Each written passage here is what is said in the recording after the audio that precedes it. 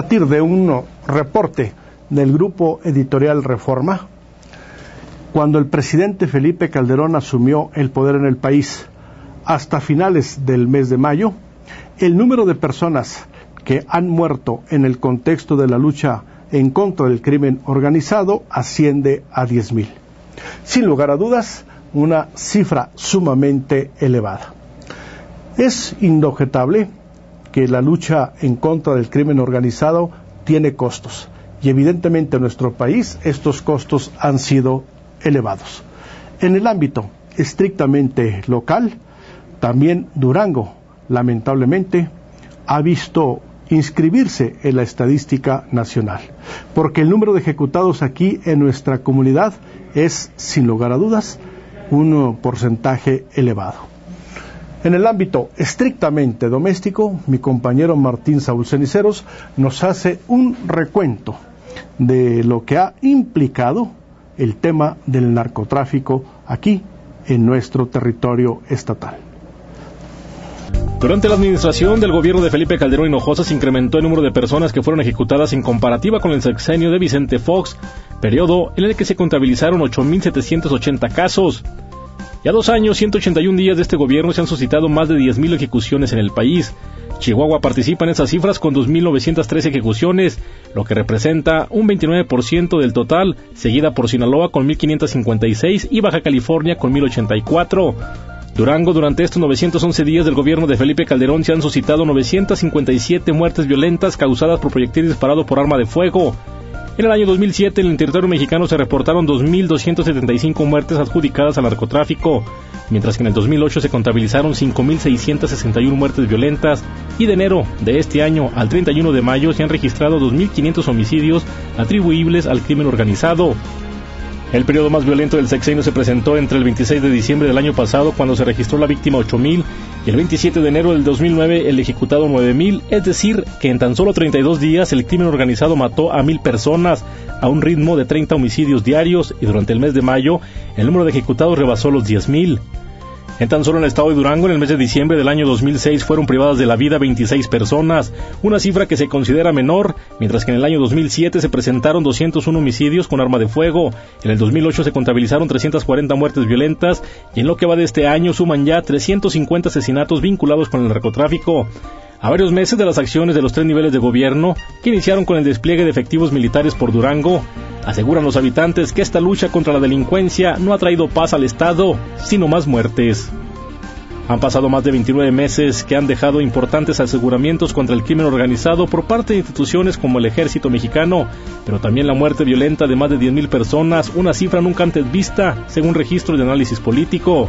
Durante estas acciones, cientos de armas de todos calibres han sido confiscadas por el Ejército y la Policía Federal, además de droga decomisada, avionetas incautadas, así como ranchos y casas y un gran número de personas detenidas. Algunas fueron rescatadas de los penales por grupos delictivos. Sin embargo, estas acciones han provocado bajas en las corporaciones policíacas, han perdido la vida en medio de fuego cruzado civiles inocentes, han sufrido atentados funcionarios públicos. Durante los últimos meses, los grupos delictivos han utilizado granadas de fragmentación, también se colocaron docenas de mantas con narcomensajes. En esta narcoguerra se incrementaron los atentados en lugares públicos, se dispararon armas bélicas nunca antes usadas en Durango, como son las granadas y las bazucas, aumentaron las quejas por presuntas violaciones a los derechos humanos de ciudadanos contra instancias federales. Y a unos días de iniciado el mes de junio suman ya 14 personas que han perdido la vida en forma violenta, en su mayoría con tintes de narcotráfico. De la mayor parte de los homicidios dolosos registrados en Durango, las autoridades, tanto estatales como federales, no han dado resultados positivos para esclarecer, aunque sea un solo caso de los cientos de crímenes que se han suscitado en el estado. Informó para Investigaciones Especiales, para Análisis Político en la lente Raúl Cruz, Alberto Sauceda, con la producción de Efraín Vázquez, reportero Martín Saúl Ceniceros. A partir de esta estadística que aporta nuestro compañero Martín Saúl Ceniceros, le voy a presentar a continuación el trabajo de mi compañero Iván Soto. Se trata de un análisis acerca de una lamentable realidad que está viviendo Durango. Entre el número importante de ejecutados aparecen varios alcaldes. En esta semana le tocó el turno a quien en vida era presidente municipal de Ocampo, Luis Carlos Ramírez López, militante del Partido Acción Nacional, vino a incrementar el número de presidentes que han sido ejecutados. Antes fue el señor Claudio Herrera. Él, en su momento, era militante del Partido Revolucionario Institucional y gobernaba la comunidad de Otay. En este contexto, el análisis de mi compañero Iván Soto sobre estos lamentables episodios.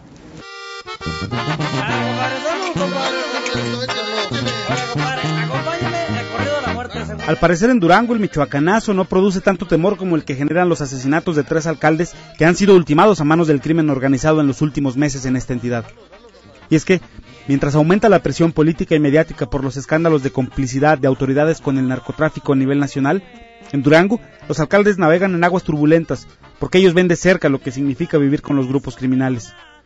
Muestra de ello es que ya son 3 los presidentes municipales que han caído en el último año sin que se tenga el mínimo rastro de sus asesinos. El primero en desaparecer y del que nada se ha vuelto a saber es el priista Manuel de Jesús Angulo Torres, presidente municipal de Topia, quien aparentemente fue levantado en Santiago Papasquiaro en junio del 2008 y hasta ahora pues nada se sabe de él. El segundo episodio, este sí consumado de fatales consecuencias, es el de Claudio Reyes Núñez, de Otaes, también del PRI, quien fue encontrado en febrero de este año encobijado a las orillas de las vías férreas por el fraccionamiento Santa Amelia de la capital duranguense. Ahora lamentablemente le tocó el turno al alcalde de Villaucampo, al panista Luis Carlos Ramírez López. El caso más reciente, pero también el más escandaloso, porque su asesinato fue a plena luz del día y dejó como saldo la muerte de otras 3 personas y la desaparición de su escolta, sin contar además que él ya había sido atentado o que ya había sufrido un atentado antes.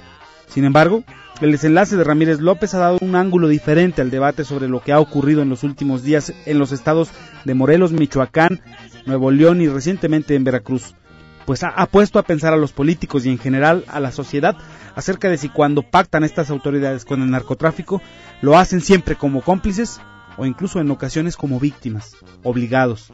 Y es que más de una docena de presidentes municipales en Durango ha denunciado recio y quedito que han sufrido amenazas telefónicas y a través de recaderos para que permita, haga o deje de hacer tal o cual cosa a favor de X grupo de la delincuencia organizada. Los alcaldes han hablado, han alzado la voz para pedir respaldo de las fuerzas policíacas federales y de los efectivos militares. Sin embargo, ante la sordera han tenido que aceptar en muchos de los casos, a base de imposición, a los jefes y a los mandos policíacos que les recomiendan los grupos criminales para operar con mayor movilidad en la zona. Esto es parte de lo que se dice y esto es parte de lo que se comenta dentro de las propias demarcaciones.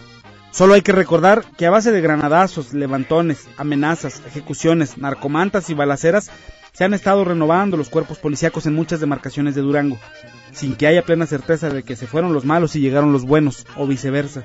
Es decir, en el marco de la lucha que el presidente Felipe Calderón ha emprendido y donde ha decidido dar el paso de ir ahora contra los políticos, coincidentemente en pleno proceso electoral, por cierto, el panorama parece complicarse a los alcaldes, al menos en Durango, porque seguramente la guerra que inició el presidente Felipe Calderón ni a él o a su familia le ha hecho algún rasguño.